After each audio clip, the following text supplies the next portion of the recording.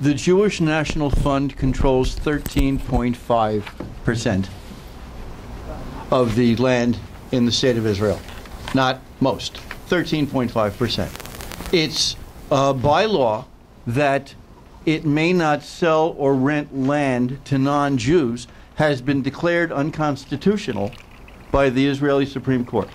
Now, a couple of years now, the government has been trying to undermine, bypass, and elude the dictates of the Supreme Court, and Israel's democracy is very flawed. It's probably more flawed in its treatment of Arabs than America's democracy is in its treatment of people of African descent. I'm not sure. Probably more so. As far as the borders of the State of Israel, my friend Jonathan Mark wrote an article in the Jewish Week around 2002, I think it was, that fall. The New York Times ran a picture. There was a date line that said Shiloh, which is a settlement in the West Bank. It said Shiloh, comma, Israel. And the next day they ran a correction saying, we're sorry, Shiloh is not in the State of Israel. It is in the occupied West Bank. Rabbi Lookstein of Kehilat Jeshurun on East 85th Street called for a boycott of the New York Times because it claimed that Shiloh was not Israel. So Jonathan did a story. The Jewish Week tends to go on at some length. Jonathan is even less brief than me. He wrote about the brave stance of Rabbi Lookstein in standing up to the New York Times. At the very end, which is several pages in, he called up the Israeli consulate and said, just to confirm, is Shiloh in Israel? They put him on hold. They came back 5 minutes later and said, no, it is not. The Israeli Foreign Ministry does not recognize the occupied territories, including the settlements, as Israel. It follows the same law that the U.S. State Department does, except for Jerusalem, which Israel claims is part of Israel. West Jerusalem.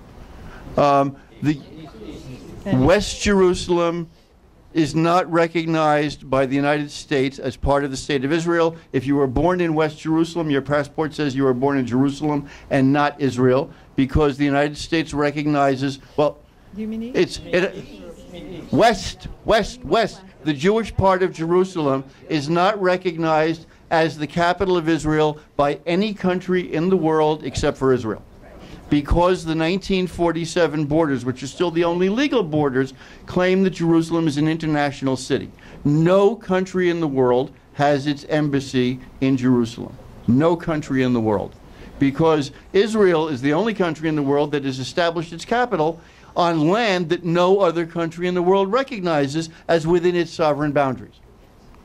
But Israel recognizes the 67 borders as its sovereign boundaries pending a peace agreement with the Palestinians. The Israeli government, the Israeli executive power, has been playing a cat and mouse game with Israeli law for years, with increasing intensity since 1978, when the Likud took over the government. I could say that the American bombing of Hiroshima in 1945 with an atomic bomb shows the nature of American democracy, that America can't be trusted with weapons because they will destroy Japanese cities. But that would be silly, because America didn't destroy a Japanese city until 1945. Israel has been becoming more undemocratic in many ways as its fight with the Palestinians has become more violent and more homicidal. The worst thing that happened to Israeli democracy was the Second Intifada. Now, some of the most interesting relationships that I've developed in Israel over the last 10 or 15 years have been with Israeli security officials in the rank of general, colonel and above, because they are the most vocal in urging that Israel, A, enforce its democracy, follow court laws, and get out of the West Bank, because it's killing Israeli democracy. And one of the things that's killing them is that the lower ranks of the army are becoming more and more dominated by settlers. An increasing percentage of the young officers in the Army are knitted yarmulke, modern Orthodox settlers and their supporters who have contempt for democracy, contempt for the law, contempt for the Arabs, for the Palestinians. And the generals are tearing their hair out because it threatens what they went into the army for, which was to make Israel more democratic and not less so. That's why the Israeli General Staff is one of the most left-wing forces in Israel.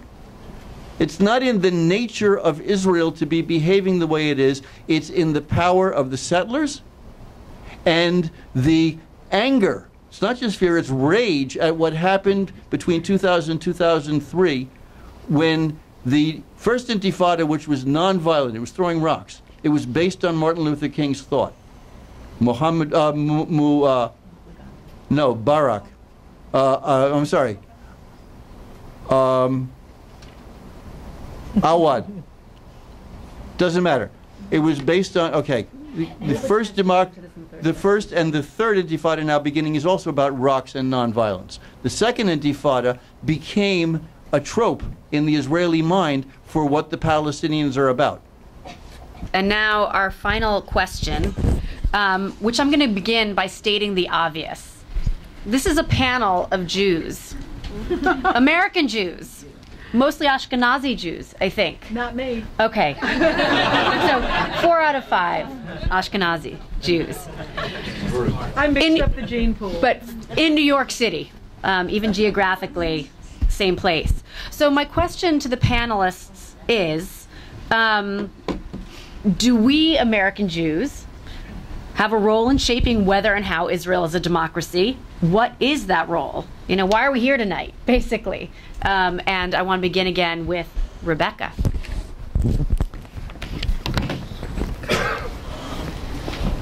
So I'm in a slightly unusual, but actually not so unique position, because I think many Jewish people in the United States have family in Israel. But I do have a very personal stake in the future of Israel's democracy because both my children hold Israeli citizenship. And I'd very much like Israel to be a state where I'd be happy to have them live. But beyond that personal stake, Israel has defined itself as the state of all the Jews in the world, which has very real consequences both for us and for the indigenous Palestinians. As Jews, any of us can go and live in Israel at any time, and many of us do. We can visit freely, usually without fear of deportation or even of unpleasant security procedures when we enter. Israel often justifies its actions by saying it needs to be a safe haven for all the Jews of the world, and Jewish resources in the diaspora are directed towards largely, but not entirely, Jewish Israeli institutions on that basis. So by defining the state in those ways, it's essentially declaring that non-Jews, and especially Palestinians, are guests in their own country and only tolerated if they agree to live within a curtailed form of national rights and identity.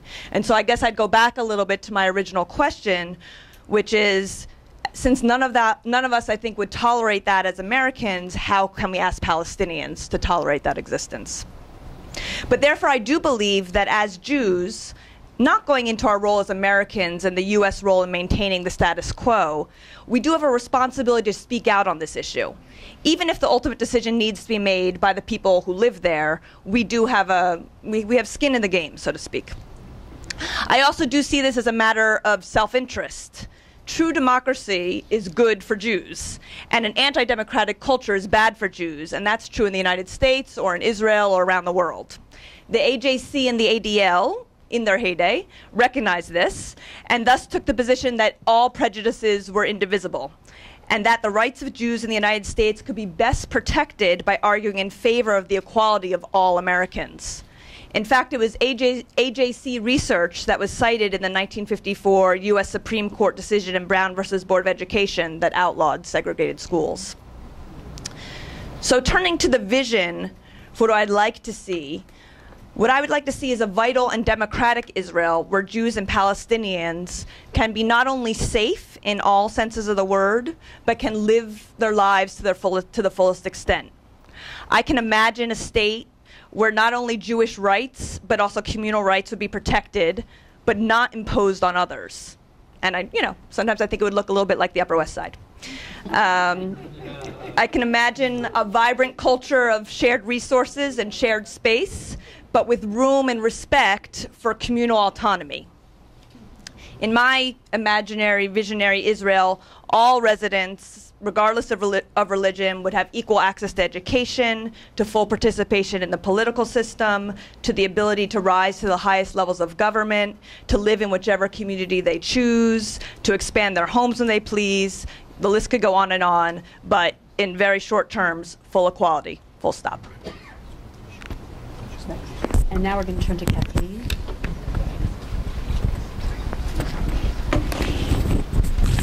I share Rebecca's vision in every respect, but I think the question is about what the role of the U.S. or the role of American Jews is or should be. I think as far as the role of the American government does not serve a useful role and has not for a long time. I read an article that my son gave me a week or two ago that was about the relationship between America and Israel from 56 to 67. And it was a period of time, JJ will know whether it's correct, but it was interesting to me that it was a period of time when American Jewish organizations were really not the main linchpin of American policy in Israel. But at least in the few decades that I've been watching, I don't see that America generally does much good. And now it seems to me that to the extent America is going to pressure the parties to go back to the table, that seems to me to be a setback and a really bad idea for a lot of reasons. We might explore that. Jewish Americans, I think we're all very aware that the Jewish Americans who have any influence in Israel, it's not us. It's people who are making things worse and not making things better. People like us, I think, have the opportunity and have weighed in on the side of social justice. I think our ideas, our energy, our money, our friendships, our inspiration has been really important in the social justice movement in Israel. I hope we continue to do that. I think we all agree things have gotten worse, not better, so I don't know if we're ineffective or if the forces of evil are just beyond our control. So I think the Jewish American individual participation has been a mixed bag. The mainstream organizations certainly have not made things better, but people like us do our best. Just this week, there was an article in the Forward about the Israel Project. The Israel Project is a very right-wing Hasbara propaganda kind of organization who seeks to promote and defend the current regime in Israel. And unless it's a left-wing regime. Unless it's a left-wing. Well, there hasn't been one for a bit, so yeah. So the Israel Projects apparently decided to close down all of their operations in Asia, in China, and elsewhere, and they had quite an international operation, and to focus all of their resources on the United States. Now, why did they do that? They did it, I suspect, because globally there isn't really very much one can do to retrieve Israel's reputation on the global stage. What's keeping Israel in the position it's in and gives it the capacity it has to dominate the Palestinians and to invade Lebanon from time to time and to bomb Gaza and so on. What gives them that ability is the support of the U.S. We are enabling Israel's dysfunctional government. And so our role, we have no role specifically to shape Israel's democracy. That's up to the people living in the state, however you define its borders. What we are responsible for is our own country, and our role is to prevent our country from continuing to enable this dysfunctional regime in Israel to persist. Can I hypothetically envision a more or even a fully democratic Israel? Of course I can. And it would be a state of all of its citizens It could certainly have a Jewish strain as part of its multicultural character. Hebrew can be one of the national languages. Banks can be closed on the Jewish holidays. Jewish history can be taught in the public schools and so on, but not as the exclusive or dominating hegemonic culture. And as was alluded to earlier, it took the U.S. a civil war, a bloody, brutal civil war to end slavery and hundreds of years of activism to begin to approach racial equality. So yeah, in time, anything can happen. Israel could become a full democracy. Maybe even the United States could too.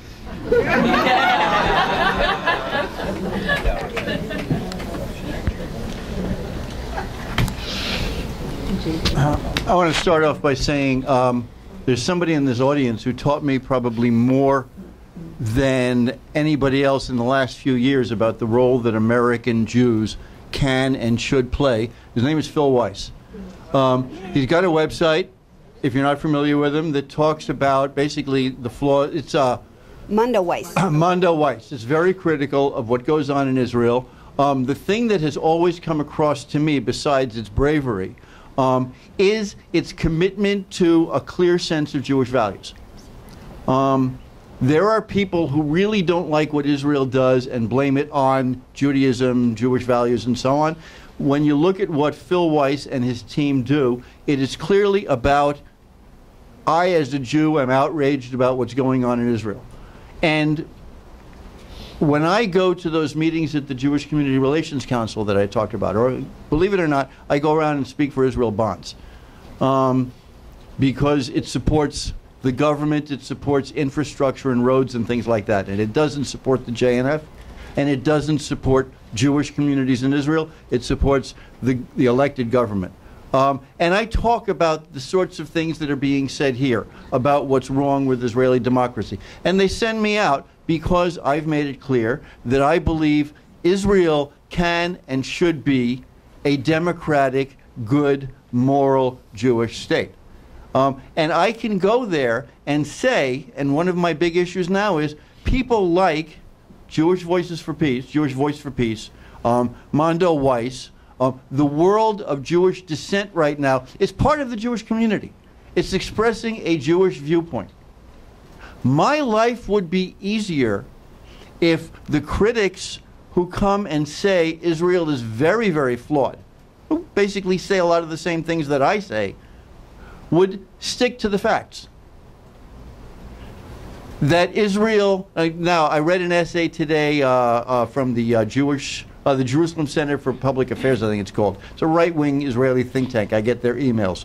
And it goes on about how Israel is not as isolated as you think, and it goes through some statistics. And yes, Israel just got admitted to the OECD. Israel has many more foreign embassies in Tel Aviv than it did 20 years ago. And they go through all these reasons about economics and so on. A lot of that's true, but the biggest breaks that Israel's gotten in terms of breaking through isolation and improving its relations around the world were the Oslo Agreement, the Madrid Conference in '91 that George H.W. Bush convened, and the withdrawal from Gaza. They were taken around the world, and if you talk to Ehud Olmert, who came up with the idea of withdrawing from Gaza, they were meant as ways of getting Israel out of the territories so that it can get back to the job of becoming the democracy it should be. When you accept that Israel can be and should be a proper representation of the values that we as Jews stand for, then you can get into that conversation. You can't underestimate the fears of Israelis about violence and of American Jews about this whole delegitimization stuff, which I think is a lot of nonsense, but people are scared. To say to them, I am part of your community, and to keep your facts straight, to know what the numbers are. Go through the website under press releases or the news site of the Anti-Defamation League. See if you can find their press releases over the last year. They have come out more than almost any other Jewish organization, at least the ones that make a difference over there, against discrimination against Palestinians, against violence against Palestinians, against discrimination on the basis of religion at the Western Wall and all those things. Things that most other Jewish organizations don't touch. They do say it. They don't go around raising money in America about it, but they do that. They stick to their principles by and large. They don't talk about the territories, by the way, about the occupation. But they do talk about democracy. They are not the boogeymen that they're frequently made out to be. The UJA is not the boogeymen that they're frequently made out to be. As I've made clear, I don't think Israel bonds. There are organizations that are worse than you think they are. Much worse than you think they are, and there are organizations that are better than you think they are. The last point I want to make, the rabbi of the Western Wall, the Wailing Wall, the Kotel, told the army, was it the army? The police today, that they will not enforce this new law they just came up with that women can't say Kaddish. Why? Because of pressure from American Jews. There are many ways in which the pressure that this community has pressed have improved Israeli democracy, and there are more ways it could do that if there were more voices in the community, if those voices made themselves heard in ways that the community can hear. All right. So, thank you all panelists for the really rich conversation that we've had so far. We were going to have a sort of talk amongst ourselves situation up here, but I actually think that we should hear from you all now because we've been doing a lot of talking. So I'm going to open this the panel now up to questions from the audience. Is there a switch? Yeah, we've lost it. Is this a switch? No, that's separate. Is there a button? No, she didn't touch the button. I think we lost it. Okay. Testing? No. Want me to just scream? No, it's the audience. It's on. It got pulled. That was one of the mics on. Maybe you can just ask the question, it can be repeated. All right, I'll talk loud and you can repeat it into the one mic that you have. Okay. People can come up and use the mic. Yeah, We're not doing it that way. Do we know this mic is working? Too bad. We're going to lose time by repeating the question, but all right. Is this mic working? No, No. none of the mics are working. shout really loud. All right. Okay, great. Yeah. We mentioned this Testing. lovely lady to your right has mentioned that Marilyn. Marilyn, Yeah. thank you, has mentioned that American policy doesn't seem to be in the interest of Israel's long-term, in Israel's long-term interest. Okay. Our foreign policy is often not in American long-term interest, just like the Vietnam War and the Iraq War have proven. We can see this as the interests of people who are making money on these wars. I'd like you to comment on the fact that we give at least $2 billion a year to Israel, and this is, of course, paying U.S. arms manufacturers who form a fifth column, let's say, who influence our politicians to be very much behind Israeli I policy. couldn't agree with you more. Sure. It's not a question. The question is about, this mic doesn't work either. All right, it works for you. Oh, okay, you need it. All right. Okay, so the question, Stand up. okay, your name again? Joel. Joe pointed out. Okay. Everyone have the little chat. You can speak to your neighbor. Speak amongst yourselves. Point. That the U.S. gives several billions of dollars a year to Israel for weapons. Those weapons are purchased largely from U.S. arms manufacturers. So a big part of the so-called Israel lobby is in fact the American arms industry. And the American arms industry's interests are not necessarily the best interests of the American people either. So you and I are in agreement. Okay. Not a question. Put that on the table. Thank you. Shout. So, I think everybody has gotten the point. We're having a mic issue in here right now. We're going to do our best to shout really loudly so you can hear us until hopefully it's fixed. But just try to be a little patient. Yes. Okay. So I guess my question is, as Lizzie acknowledged, the Jews at this table, and I think most of the Jews in this audience are a very particular group of Jews, Upper West Side liberal New Yorkers, I think, or maybe not Upper West Side, but using that classification, and I think that that's really important to identify as how we're coming to our system of justice. And, no, don't do that. No. Sorry. And like really significant to identify that as part of our identity. But what do we do when we're talking about a Jewish Israel and that being something we support when increasingly that kind of Judaism is not the majority Judaism in Israel and really not, or even like in New York, increasingly not the majority Jewish culture. Great. So thank you so much. And was there anyone you were addressing to the question to in particular? I think as a whole, but I guess kind of maybe JJ specifically, but All right. everyone. JJ, we're going to try to get this mic to you somehow. Why don't you take my? I know. This will. Yeah, we're just. Yeah. So JJ, I'm going to switch places with you so that you can. This is now collapsing. But. Okay. You don't have to switch places. Can you hear me? Should I shout? No. Okay, I'm fine.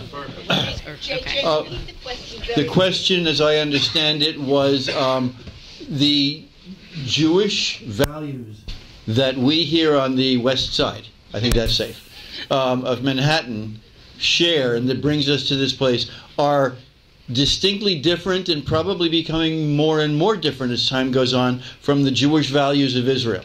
So how are we supposed to transcend that gap and continue to relate to Israel? Was that the question? Sorry, I moved back over here. That is most of the question, but like, if that is not the Jewishness of a Jewish democracy, like, how do you deal with that disconnect? How do you deal with the disconnect if that is not the? Because I think that when you as a panel are talking about a Jewish state, Jewish democracy, you're talking about Jewish as those values, and I think increasingly those aren't the Jewish values that are most present. Those are not the Jewish values that we see represented in the state of Israel. They're certainly not the Jewish values of the government that is governing Israel and has been for the last X number of years. You would be surprised at how many people in Israel share those values. How many people in Israel are scared to death of what the country is becoming? And I begin, again, with most of the members of the general staff of the IDF, with the heads of the Mossad and military intelligence. And if you followed the way in which the chief of staff was chosen the last time, the chief of staff of the IDF, the guy who was pushed out in the end and didn't become a chief of staff, represented the sorts of Jewish values that we find repugnant. The muscular, bullying Jewish values, and the general staff got together, the heads of the army, they didn't want him running the Israeli army. So if you look at the electoral results of the last election, most of the people a majority of the parties, of the votes that went into the Knesset, went to parties that represent democracy. That didn't end up being the coalition. But there are a lot of people, they need our support in order to win, because they're up against, in the same, look, a minority of Americans are against a woman's right to choose, but they are pushing the rest of us aside. The majority in this country has not found a way to match their political intensity.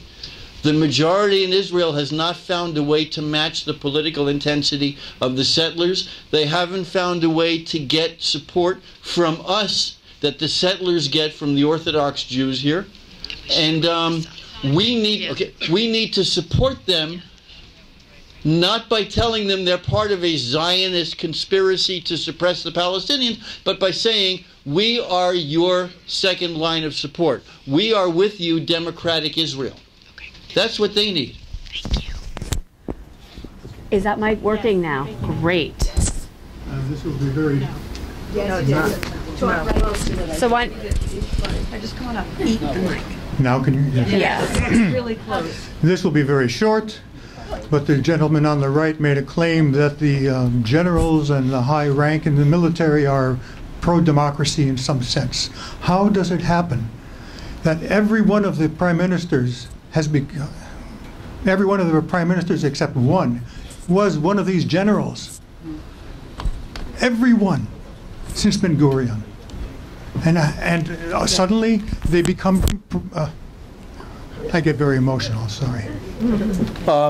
The only prime ministers that have served, that were generals before they became prime minister, were Sharon, Rabin, and Barak.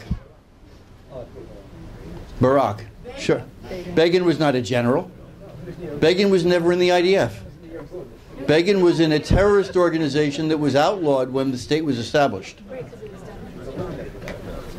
He was a leader of a terrorist organization. They were disbanded by law.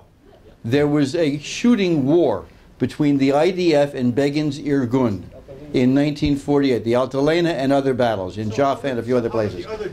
The other generals, as I say, I know from, I don't know if you saw the movie The Gatekeepers. Yes. Right. Now, separate the way, 30 seconds. Sorry.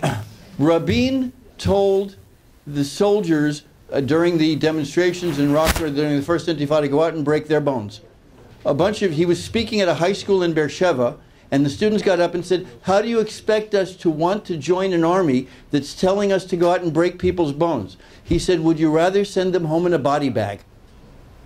We don't want them throwing rocks at motorists. If we hit them over the head, they'll go home.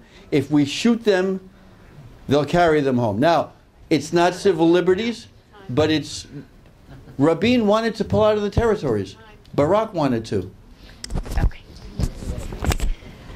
I don't believe that 15 years ago this meeting would have happened.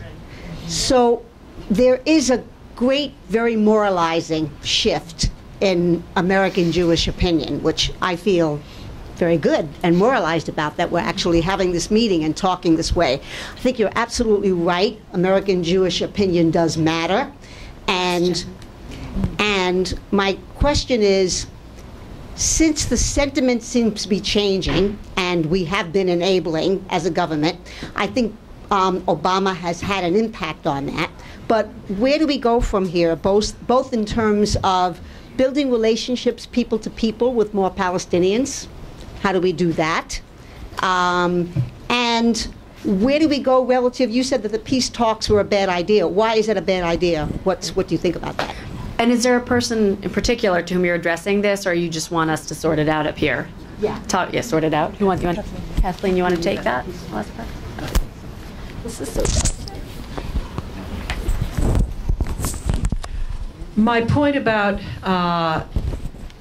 forcing the parties, forcing the Palestinians, forcing the PA to go back to the table, I think is a setback because Israel has used negotiations as a fig leaf for the last decades, and certainly even more so in the last 10 years. In the last couple of years, when there has been obviously no process, and people are beginning to get the idea that the negotiation is a sham and always has been, there's been more taste, more understanding of the righteousness and the justice of Palestinian, what some people call unilateralism. I don't think that's a bad word.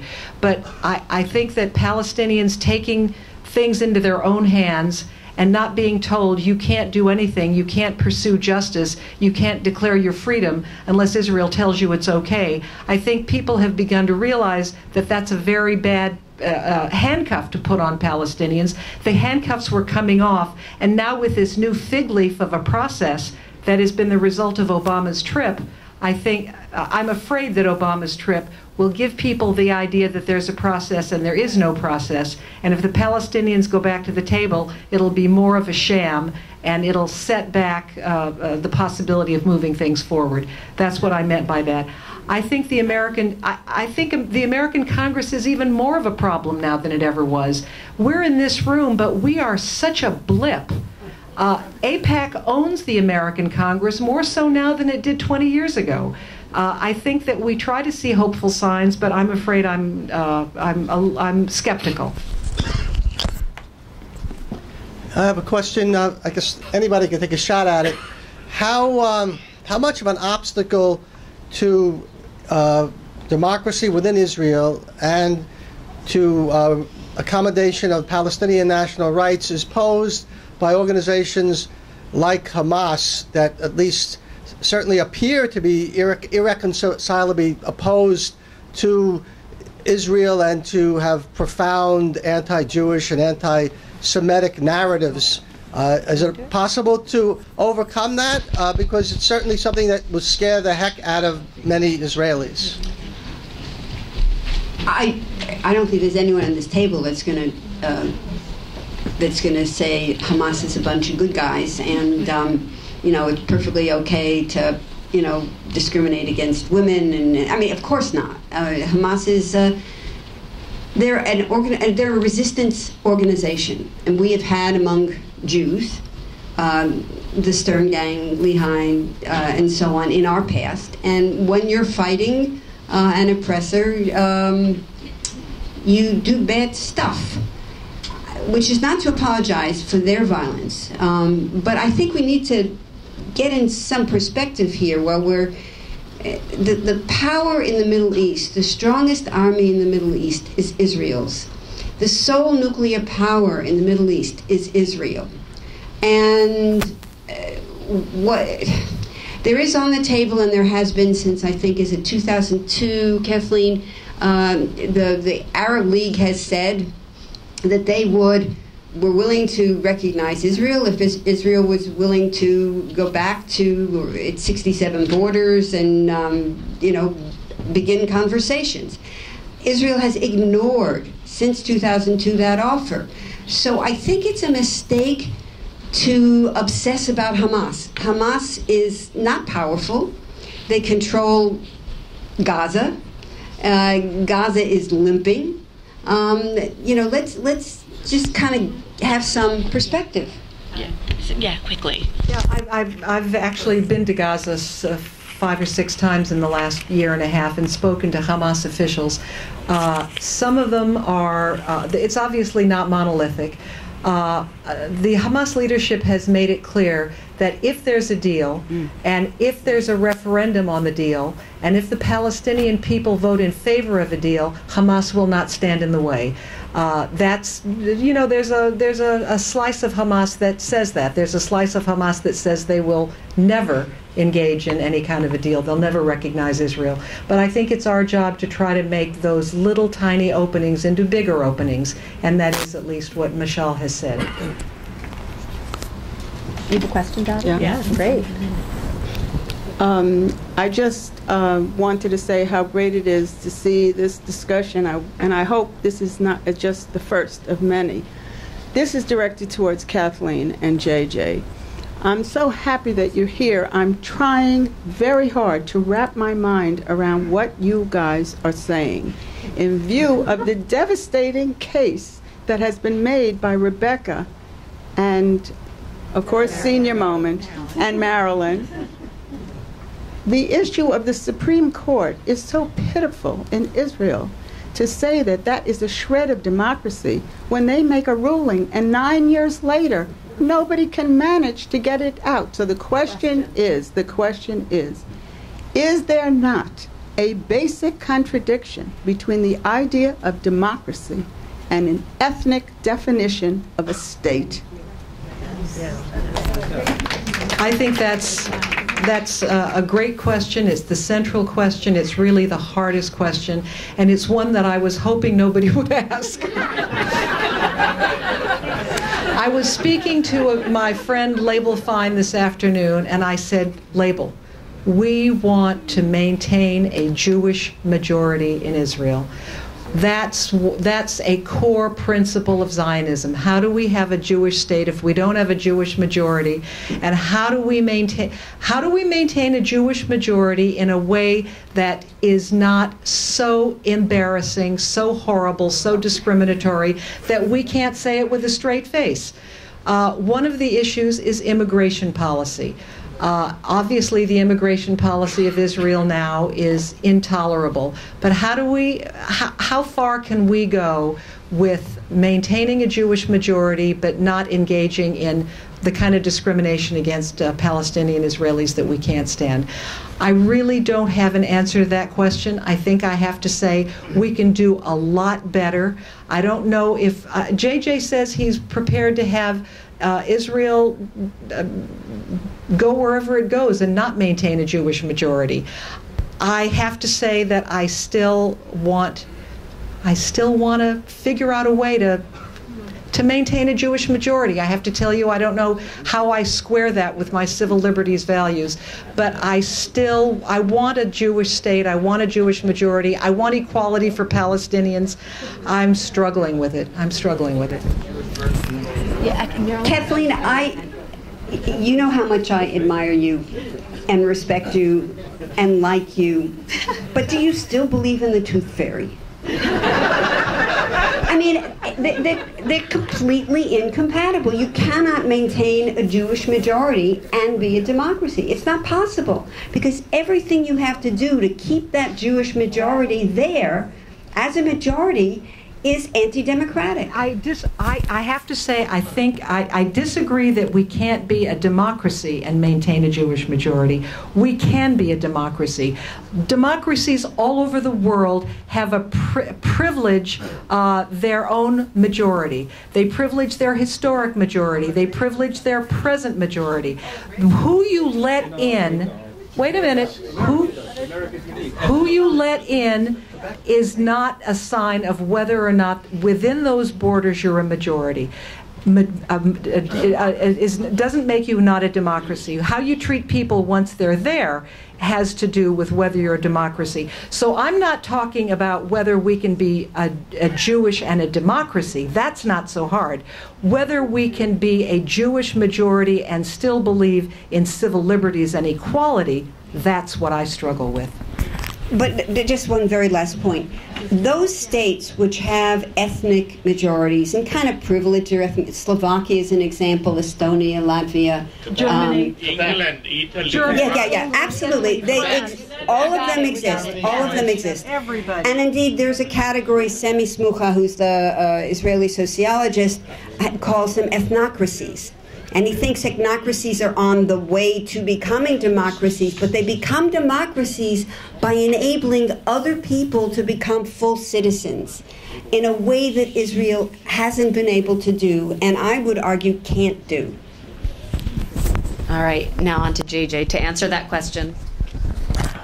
Again, France, Germany, Italy, most countries in the world have a predominant ethnic group. Predominant. That is, their borders are drawn to a large extent by the language and ethnic background of the people. America is, well, Canada, Australia, no, Australia's not, but America and Canada are fairly unique in the extent to which they regard themselves as multi-ethnic and multiracial.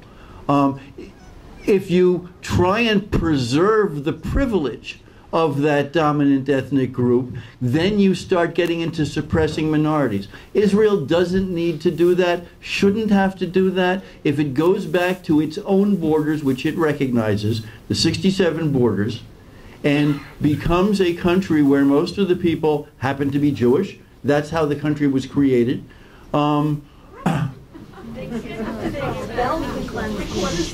Let him speak, and then you'll have your chance. There was okay. I don't have a whole minute. I mean, to go into all of that stuff. Israel was until 1967 a predominantly Jewish state. It is still a predominantly Jewish state. It had laws that discriminated against its Palestinian citizens for many years, to a large extent because the Palestinian citizens, large numbers, were committed to unmaking the state. Now, I can understand why they felt that way, but no state is going to enable organized groups within it to unmake it as a state. So once they become confident, and by the way, the Palestinians and the rest of the Arab world have become more accepting of Israel's existence as it is and its right to define itself, and the Israelis are moving away because they don't believe it, because they're wounded, because they've gone crazy. And they need our help. Now we're really beginning to run out of time here, so I think I'm so sorry, everybody. I think we have time for 2 more questions. Hi, my name is Okay, Saul. all right. You know what? I'm getting actually a different opinion from up here. Let's take all the questions quickly, round robin. My name is Saul. I'm a founder of the synagogue in 1973. Rabbi Kleinbaum is distinguished. She speaks for herself. She does not speak for the 1,100 members.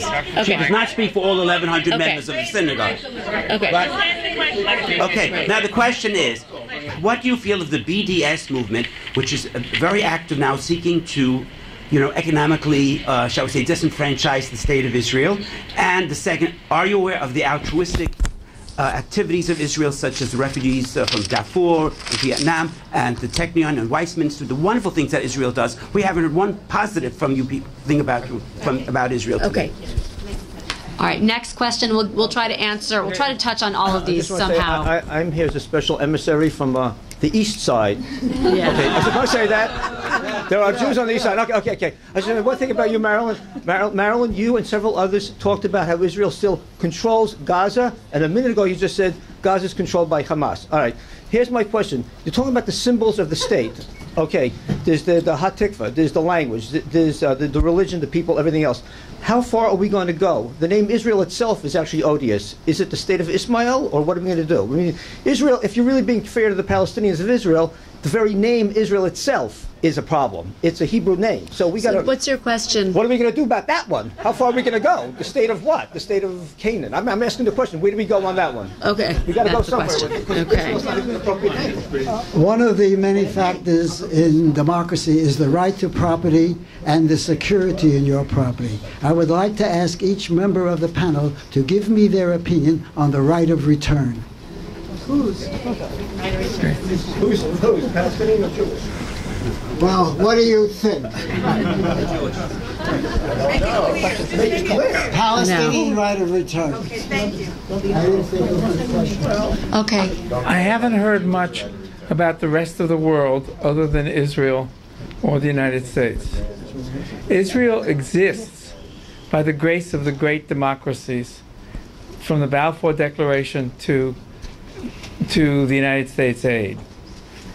This seems to have been forgotten.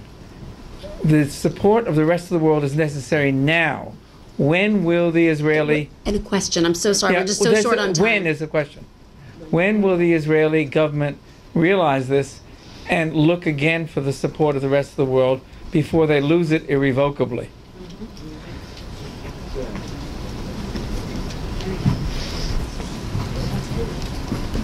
In addition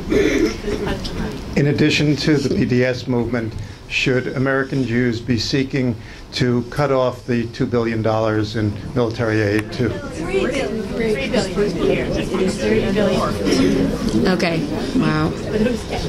What I think is missing from this discussion, and as an aside, I believe if you're going to change the borders, you're going to go back, you should go back to...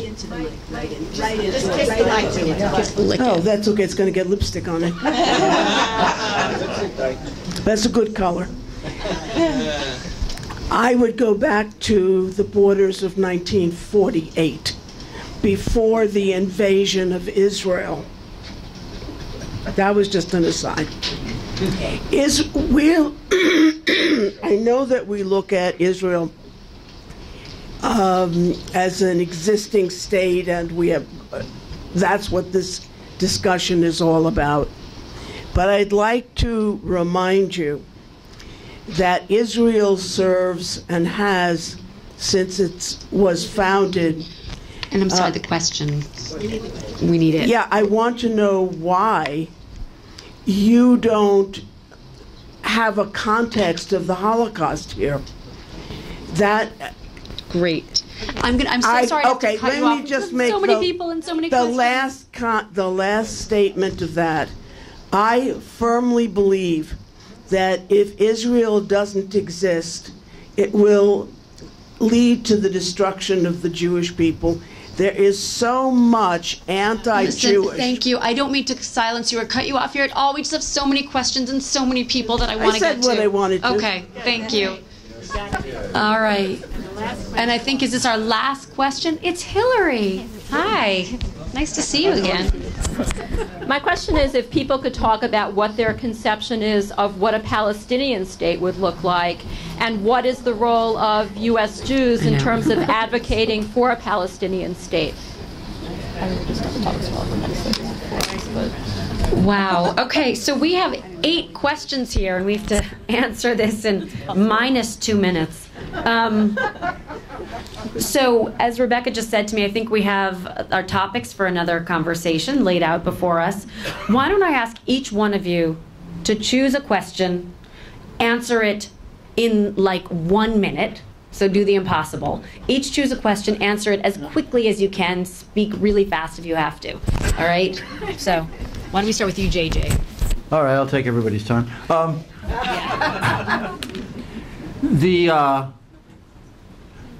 Israel began negotiating in 1993. Which question are you answering? The validity of negotiations, right of return. The right of return and the validity of negotiations and the borders are all wrapped into the question of, can the State of Israel and the Palestine Liberation Organization reach an agreement which both sides can accept and enforce? Can they make peace based on having a minimum amount of what they want and need for their people? The Israeli government has a ruling party that doesn't accept the right of the Palestinians to a state, the Likud. But the Prime Minister has said he accepts it, and the Likud is willing, apparently, to go along. I think Hamas could be a junior partner in a Palestinian government if they reach an agreement. They made a certain amount of progress in '93. The Prime Minister got assassinated. They made more progress in 2000 and 2001, first at Camp David and then at Taba, and then the Prime Minister lost his coalition. They made more progress in 2008, Olmert and Abu Mazen, and the Prime Minister was indicted. So that every time they've come close, and by the way, each time they've come closer, the distance between them in 2008, I don't have time to go over it, but it's minimal. Both of them said we could finish this in another 2 months if we could have gone on, but the Prime Minister lost his job. So yes, all of these questions can be answered to the minimum satisfaction of both sides so that each country can define itself within its own borders. And that, I think, should be our goal, to reach a situation where the two countries, the two peoples, can define themselves and create a relationship of mutual respect and peace within their own borders. Beautiful. Thank you. And Rebecca, now it's your turn to choose a question, any question. Well, I'm going to take panelist choice here, and a lot of people here know that I can speak really fast, but I don't think I can cover BDS, right of return, the Holocaust, the Palestinian state all in 1 minute. Even that's a little beyond me. So maybe I could. That's true. It's a good challenge. But anyway, instead it's sort of interesting because the same questions come up at every panel, and what they really are is a litany, I think, of all of our fears and memories and histories and, again, going back to my original thing about emotions. So I would just like to make one simple statement, which is to say that I would like to encourage us to continue to think about this as in a hopeful way as opposed to a fearful way, and to think about the examples. And again, we're not talking about perfection, we're not talking about utopia, but we're talking about the potential for people to live together, and for cultures to exist side by side, and for that to be something healthy and in fact stronger than what exists now.